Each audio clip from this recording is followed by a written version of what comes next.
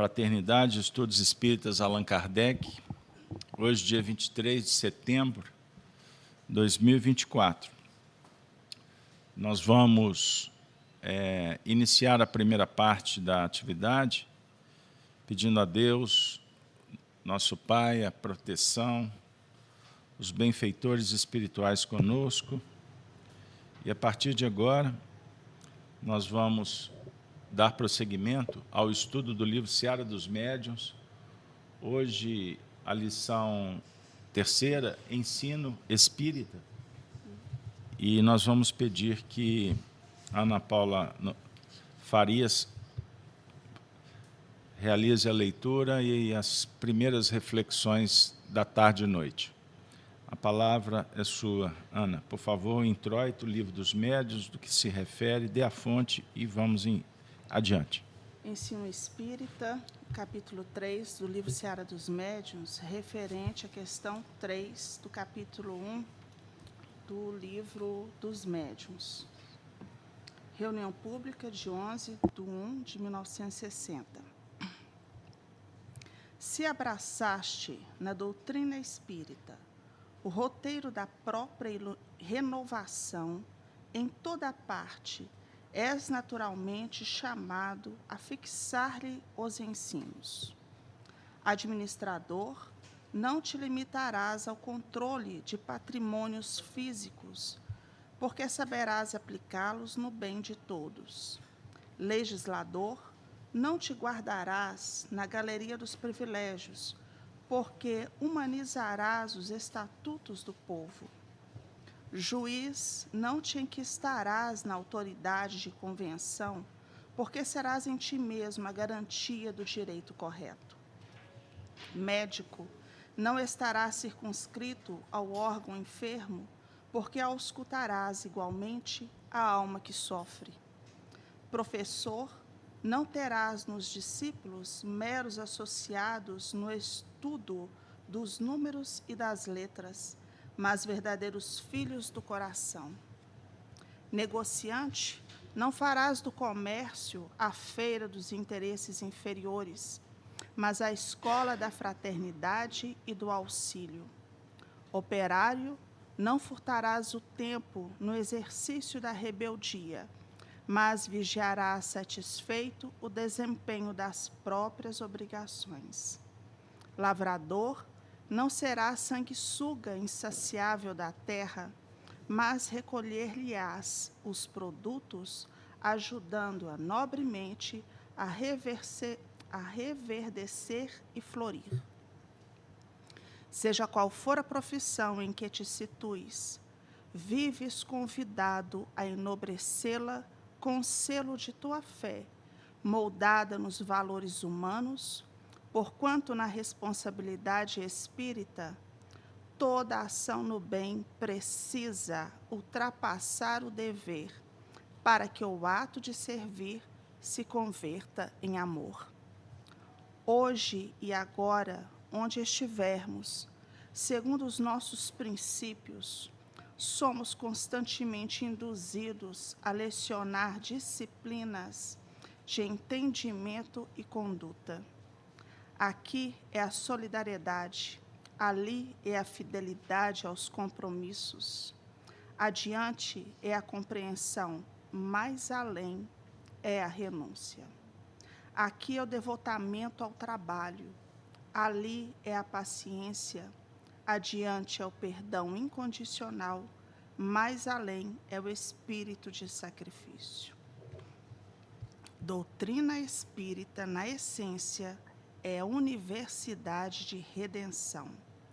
E cada um de seus profitentes ou alunos, por força da obrigação num burilamento interior, é obrigado a educar-se para educar. É por isso que, se lhe esposaste as tarefas, seja esse ou aquele o setor de tuas atividades, estarás cada dia ensinando o caminho da elevação na cadeira do exemplo. Aqui nós vamos tirar dois conceitos. Ensino. O que é ensino? Transmissão de conhecimentos. né? Então, o que Emmanuel nos fala? Que o ensino, ele intitula Ensino Espírita. Então, ele se refere à doutrina espírita, o ensino que a doutrina espírita nos confere. Então, ele nos diz, se você abraçou a doutrina espírita como roteiro de vida, de conduta, você será chamado, pelas circunstâncias da vida, a exercer e a vivenciar essa doutrina espírita que você abraçou. Porque ela nos chama a esse burilamento interno, a essa mudança de comportamento e aquisição de valores. E ele diz o seguinte: a doutrina espírita é universidade de redenção. O que é redenção? Ajuda o recurso capaz de livrar ou salvar alguém de situação aflitiva. É tirar do cativeiro. Então, é aquela universidade que nos vai tirar do cativeiro da ignorância. Só que esse ensino, ele, nos referindo ao ensino que é a transmissão de conhecimentos, como que nós vamos também participar da questão do ensino? Com palavras, com exemplo. Ele diz bem claro que é por isso que, se lhe esposaste as tarefas, cada dia nós estamos sendo convidados, no caminho da elevação, a exercer o exemplo. Que nós vamos ver que o Emmanuel, no capítulo 7 do livro Pensamento e Vida, ele fala o seguinte a respeito do trabalho. Ele cita 3 tipos de trabalho. Porque aqui o Emmanuel, nessa lição, ele vai citar algumas profissões e a questão do trabalho. Então, lá no Pensamento e Vida, ele cita trabalho remuneração, o trabalho serviço. Então, são 3 tipos de trabalho. O trabalho remuneração, aquele que é a troca com a empresa, então eu estou sendo paga por meu serviço. O trabalho ação, que é aquele trabalho que vai modificar o ambiente onde eu estou inserido. E o trabalho serviço modifica o homem.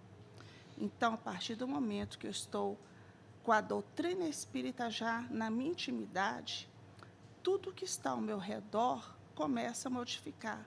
Porque, como na lição anterior, no capítulo 2, a mudança começa pelo pensamento, pela mudança mental.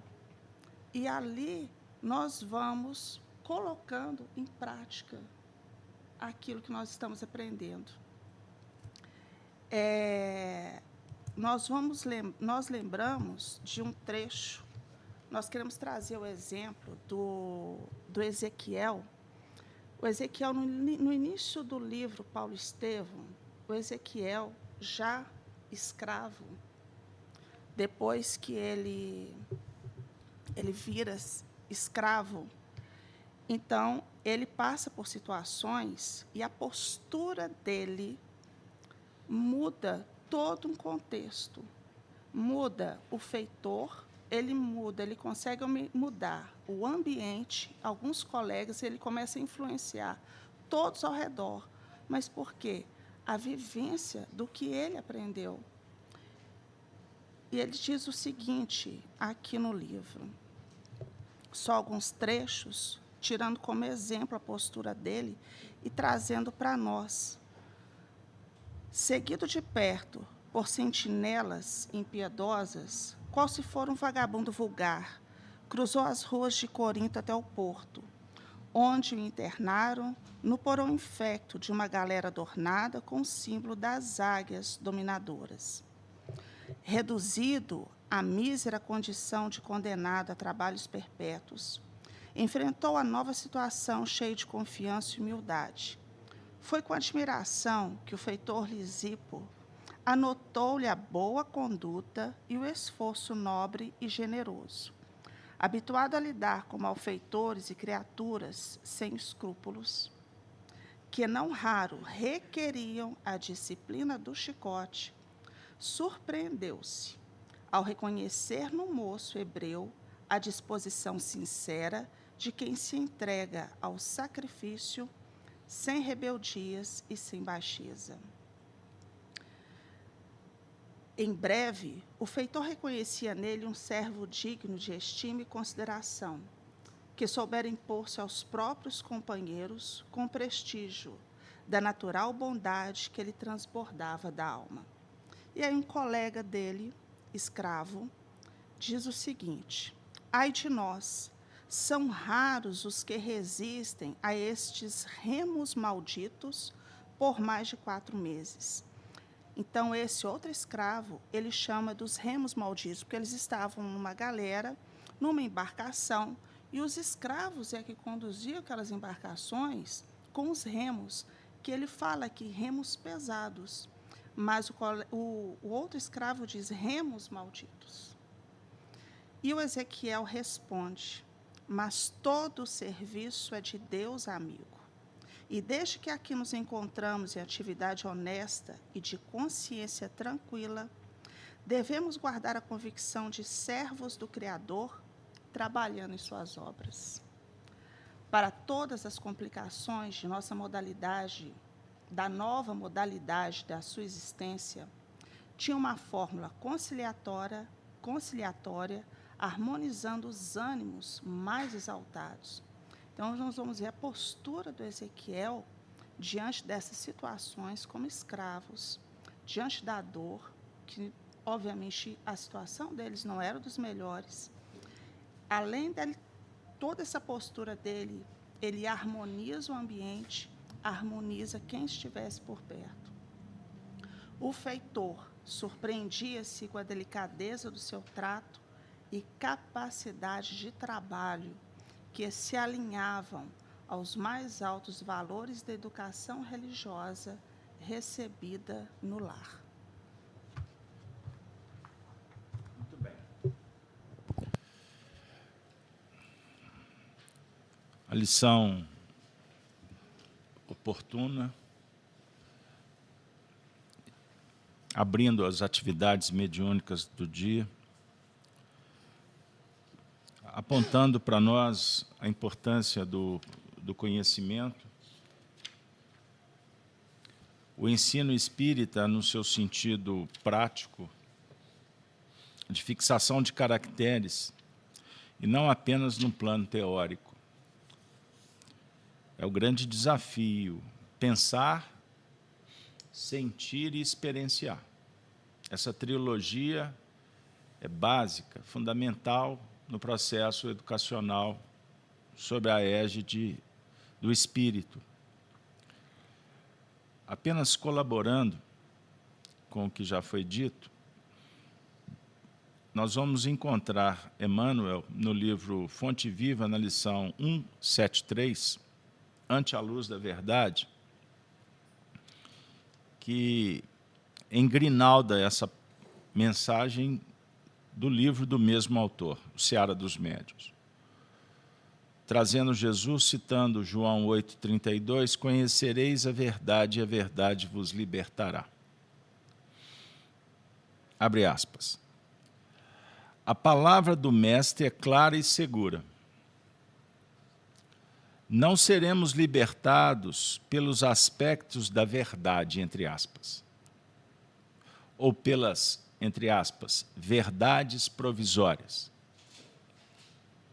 de que sejamos detentores no círculo das afirmações apaixonadas a que nos inclinemos. Muitos, em política, filosofia, ciência e religião, se afeiçoaram a certos ângulos da verdade e transformam a própria vida numa trincheira de luta desesperada, a pretexto de defendê-la, quando não passam de prisioneiros do ponto de vista. Muitos aceitam a verdade, estendem-lhe as lições, advogam-lhe a causa e proclamam-lhe os méritos. Entretanto, a verdade libertadora é aquela que conhecemos na atividade incessante do eterno bem. Penetrá-la é compreender as obrigações que nos competem. Discerni-la é renovar o próprio entendimento e converter a existência num campo de responsabilidade para com o melhor. Só existe verdadeira liberdade na submissão ao dever fielmente cumprido. Conhecer, portanto, a verdade é perceber o sentido da vida. E perceber o sentido da vida é crescer em serviço e burilamento constantes. Dá uma dica final. Observa, desse modo, a tua posição diante da luz. Quem apenas vislumbra a glória ofuscante da realidade, fala muito e age menos. Quem, todavia, lhe penetra a grandeza indefinível, age mais e fala menos. Extraordinário. Emmanuel, com poder de síntese incomum, é capaz de nos auxiliar no mergulho profundo, em palavras simples, numa interpretação de um versículo do Evangelho. Nos chama muita atenção. Inicialmente, ele fala da palavra do Mestre que é clara e segura. Aqui ele já te dá o tom. Temos a equação da clareza e da segurança. Não se adquire segurança sem clareza. E não tem clareza sem segurança. Então, o conhecimento não é apenas ilustrar a mente com informações. Não. E eis o grande desafio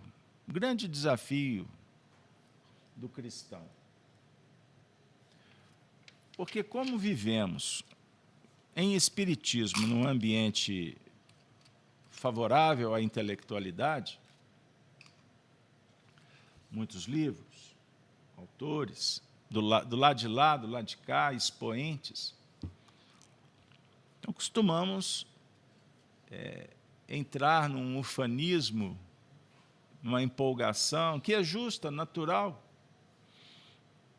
mas que precisa de ser medida e colocada no seu devido lugar para que a gente não afaste do que realmente é o mais importante, como a própria lição disse, que é identificar o sentido da vida. Porque não adianta você ter a informação sem o esforço de aplicá-la. E esforçar significa adaptar, conjugar, empreender, esperar, calar, falar, orar, e por aí vai.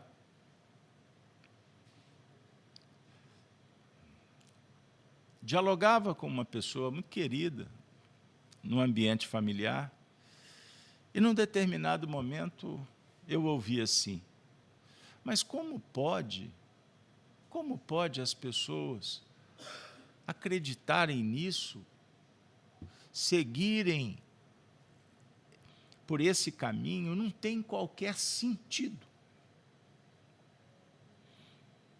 Eu olhei, medi, orei, saí para não julgar, mas o comentário foi tão infeliz porque usou palavras belíssimas para falar de nada, para discursar sobre fundamentação de vento. Nessas horas, sem qualquer presunção, pretensão de saber mais alguma coisa, mas com um pouco de experiência, principalmente quando o assunto entra na pauta da virtude, da justiça. Não tem como errar. Mas quando a avaliação ela é superficial, ela pode ter até um adorno virtuoso, porque não se remonta a causas, não se tem fundamento, então faz um juízo de valor frágil, insustentável. E aí eu tenho batido muito aquela história do Chico falando para o Arnaldo Rocha: Naldinho, eu não vim ao mundo para tirar a ilusão de ninguém.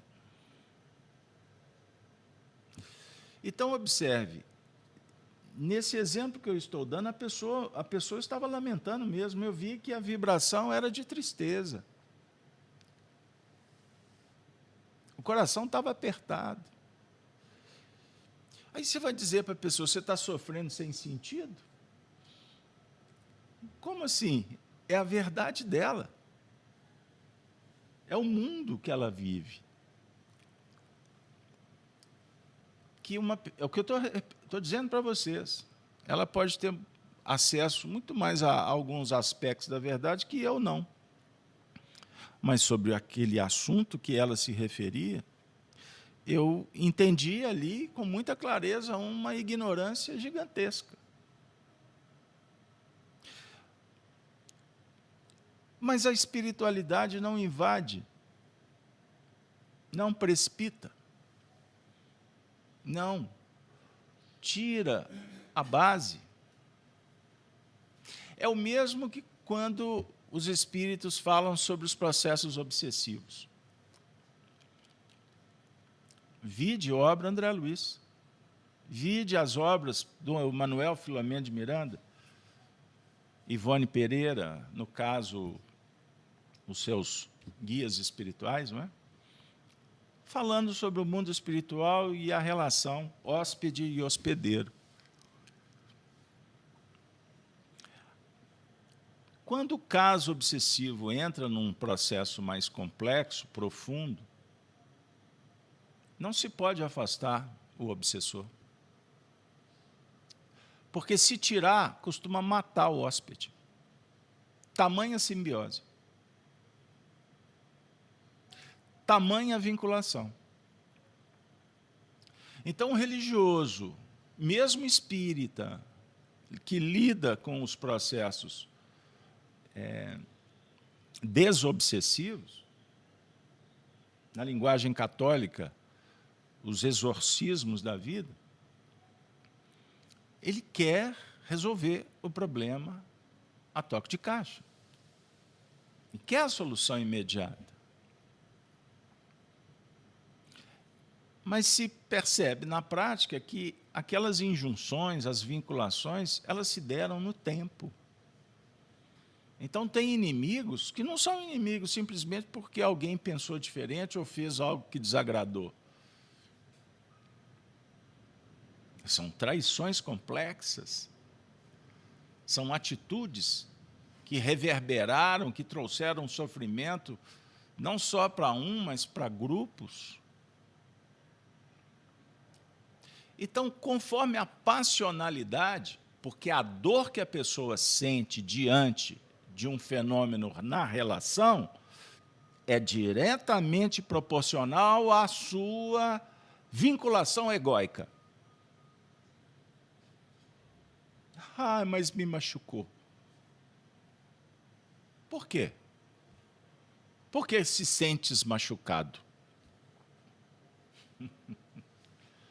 Aí entra aspectos dos mais complexos, como domínio, controle, crenças limitantes, etc., transferência, identificações. Entendamos isso. Sendo assim, se num processo que exige tratamento espiritual, cirurgias delicadas, sensíveis, de longo prazo, não se pode afastar o adversário. Como lidar com a ilusão?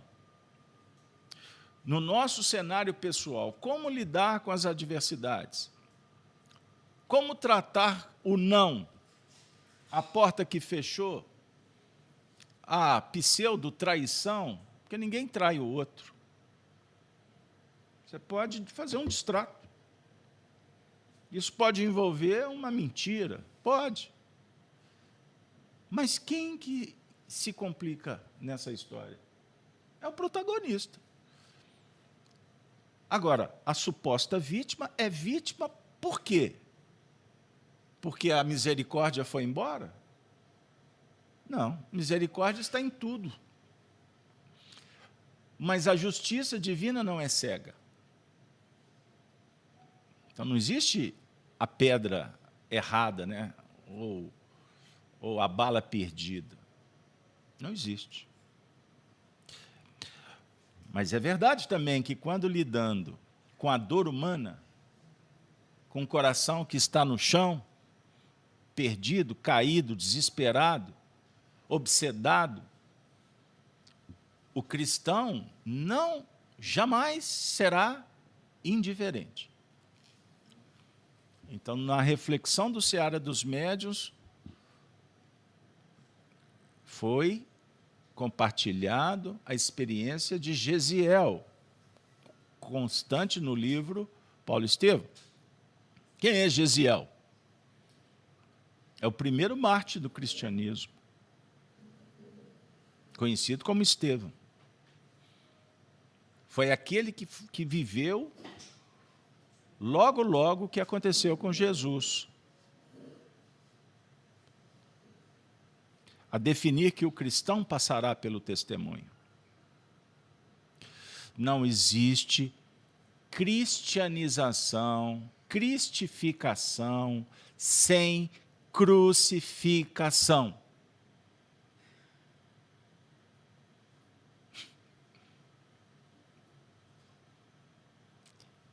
É diametralmente oposto. É um paradoxo. Compreendeu? Por isso Jesus é quem disse, se você não concorda, Senhor, não concordo. Quando ele anuncia o Calvário, os discípulos entraram em pânico. Não, Senhor, nós não vamos permitir isso, não. Foi ou não foi? Pedro tomou a frente, foi repreendido. Logo depois que falou que ele era o Cristo. Na sequência, ele, não, Senhor, nós não vamos permitir, não. O que Jesus falou? Ele falou para Pedro? Não. Ele criou uma ambiência educacional extraordinária. Para trás de mim, Satanás. Para trás de mim, falso profeta. Para trás de mim, antissistema. Para trás de mim, dragão, que é a serpente. É a sedução. Compreendeu? No texto lido, Paulo e Estevão se refere à força do sistema das águias. É a mesma coisa que eu estou dizendo. Não é a águia que simboliza a evolução do voo perfeito, o número 7. Não. No caso, é a ave de rapina. Os corvos.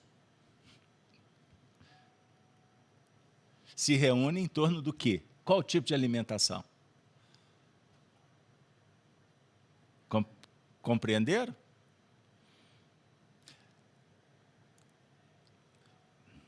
Ante a luz da verdade, conhecereis a verdade vos libertará.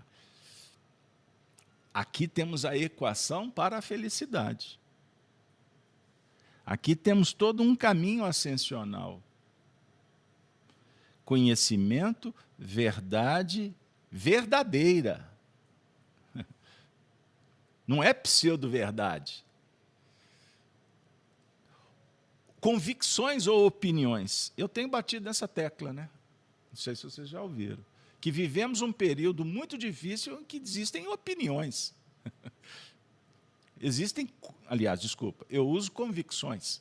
O Emmanuel está falando de opiniões. Mesma coisa. Opinião fundada no quê? Em quê? Eu penso assim, o que vai alterar o mundo? O dólar vai subir ou vai diminuir? Mas você vai ver, espremer qual tipo de conhecimento que a pessoa tem. Entenderam a beleza de você poder se aproximar de um conteúdo, porque ele te liberta. Eu falei assim, meu Deus, como é que eu não via? Mas aí entra uma outra dinâmica para concluir. Por isso é que o Emmanuel termina falando sobre agir e falar. Hoje, eu citei no Evangelho pela manhã uma frase do Sobral, extraordinária. Eu gosto demais de Sobral. Sobral tem um jeito bem mineiro de tratar o Evangelho. E o Sobral estava se referindo a exatamente andar com os pés no chão. Ande com os pés no chão. Ué, mas é a única solução, olha a gravidade. Não tem muita gente que anda com os pés nas nuvens. Da ilusão. Mas quando você caminha em território firme, e você entende o solo, pode ser áspero, difícil, íngreme, quente, frio, você vai se adaptar para caminhar com tranquilidade. Porque não tem coisa pior do que você caminhar com desequilíbrio. Já teve crise de labirintite? Médiuns, respondam para mim. Qual médium que não teve uma crise de labirintite? Por favor.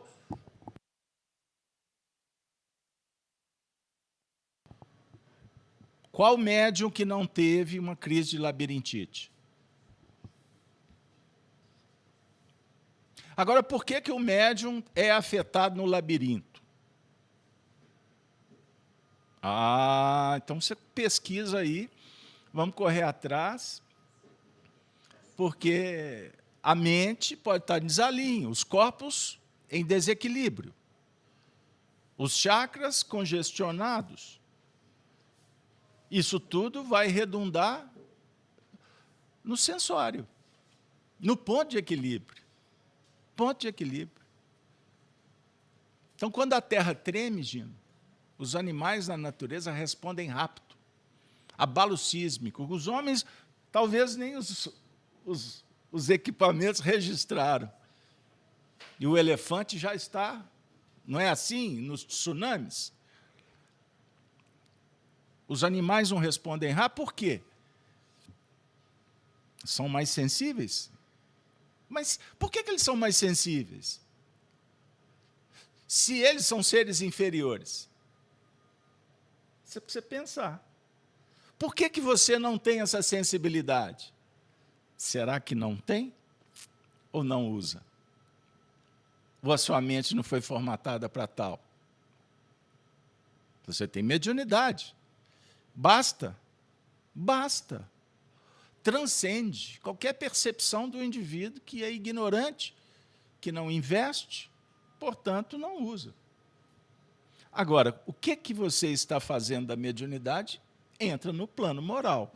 Pode te ajudar, como pode te matricular na esteira das quedas, no cipoal dos crimes. Pode te matricular na convivência em ambientes que não são favoráveis, que não sugerem algo de bom para a sua performance mediúnica. Aí entra aí a discussão sobre comportamento, pensamento, sentimento, atitude. Sensacional. Emmanuel sugerindo, para terminar, quem apenas vislumbra a glória ofuscante da realidade, fala muito e age menos. Quem, todavia, lhe penetra a grandeza indefinível, age mais e fala menos. Como eu disse há alguns momentos atrás para a minha amiga que estava do meu lado e eu do lado dela. Complexo começar a ver e descobrir o que fazer, não na mesma dimensão, proporção do que você está identificando. Porque geralmente você não tem controle. Você não tem capacidade. Você não tem competência. Portanto, você não tem poder para mudar o ambiente de fora. Aonde temos que trabalhar? Falando pouco lá e agindo mais do lado de cá, no universo interno. Aí você vai sobrevivendo. É como se você fosse flutuando. Você pisa no chão firme, mas flutua, gravitando em torno daquilo que realmente tem a ver. E orando, orando, orando, por tudo aquilo que pode ser que você esteja desvinculado. Mas se estás registrando ainda, é porque, de alguma forma, nós temos compromisso com o que estamos assistindo, porque faz parte ainda da nossa vida.